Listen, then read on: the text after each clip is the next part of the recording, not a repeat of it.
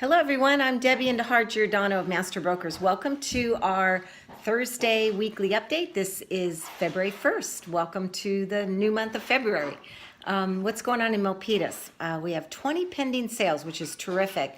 Everything is just flying off the shelves as it's coming in. So no new listings for this week, but I've got three ones that are coming up. 210 Butler Street is on MLS today. That's a 3-bedroom, 2-bath. 1440 square feet, lot size 6,000, 998, 888. That is in the Spangler Elementary School. And then 1909 Grand Teton Drive, we just got the keys to that today. That's vacant, and we're going to be sprucing that up. It's an 1,800 square foot, 4-bedroom, 2-bath corner lot home for $1,198,888. So look for that one soon. And then 690 Lexington Street will be available in March. 3-bedroom, 2-bath, 1,100 square foot, Kirtner Elementary School for $899,888. So open house. The next one scheduled is February 2nd, February 10th, excuse me, and February 11th at the 210 Butler Street, and I will be there personally to greet you and offer this property for sale. All right, current interest rates. We've actually ticked up just slightly from last week. We're at 4.25% for 30-year fixed conforming.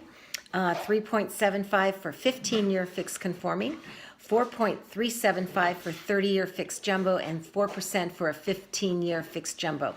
And then the jobs report is supposed to be released tomorrow, Friday, so that will be a leading indicator. We've had some fluctuations in the stock market this week.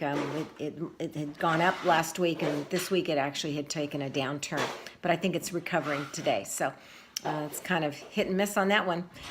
California Association of Realtors, what's new on their plate? They have conflicting signals for the 2018. Housing will be helped by strong fundamentals, but tax changes are likely to hinder high-end markets. The NAR, that's the National Association of Realtors chief economist, Lawrence Young, says home price growth will stay positive. However, in expensive markets in New Jersey, New York, and California, homeowners who have been able to deduct all of their property taxes will be able to deduct a maximum of only $10,000 due to the tax changes that Congress enacted at the end of last year. I don't feel, though, our strength of our economy is so good right here.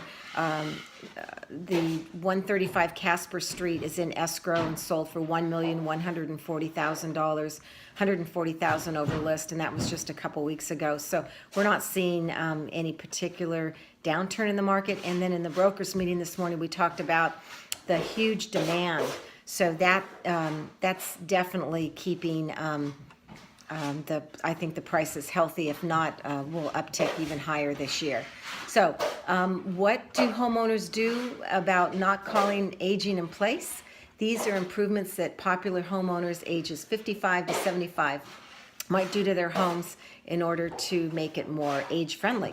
Adding pull-out kitchen shelves, changing doorknobs to level handles, installing a smart fire detection system for safety, a smart security system, installing smart thermostat that would be to help keep energy costs at a lower point, installing voice-activated devices, installing comfort height toilets, and installing grab bars in the bathrooms. So that's definitely helping the aging population and being able to stay in their home and be comfortable. All right, tax reform class.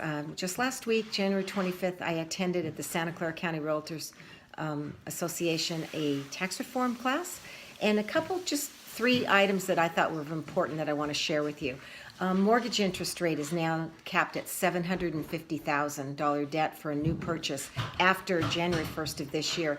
Loans that were grandfathered in are loans anything previous to January 1st of this year, and they're grandfathered in at the $1 million, which is the last current rate.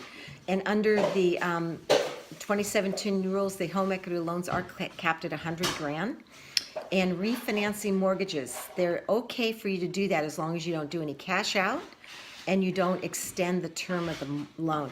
I thought it was also interesting this morning. We talked about the tax reform and how they are laws set by Congress, but the IRS has not fully put out their, I don't know what they call it, but it's their laws, their interpretation of the laws.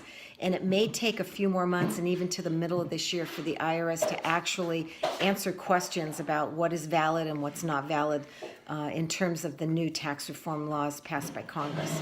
Okay, highlights from the Milpitas Unified School District. Last week at their school board meeting on January 23rd, the Knights of Columbus presented the Milpitas Unified School District with a special ed program donation of $5,000. Uh-oh, I better speak up. Escuela Parkway, Pathway to the Future. That's a mural painted by talented students. Russell Middle School student Jeff Nguyen began a community service project which included a group of students. And congratulations to the Milpitas High School Honor Band students. Many have auditioned and have been accepted into some of the finest honor bands in the state and the nation. Sorry about that. We've got a little construction going on here, office work. So hopefully by next reporting next week, the construction will be down. Thanks for tuning in. If you want any updates with the City of Milpitas, visit www.ci.milpitas.ca.gov. You can always email me, giordanodj@aol.com. Thanks for watching and have a great weekend. Bye.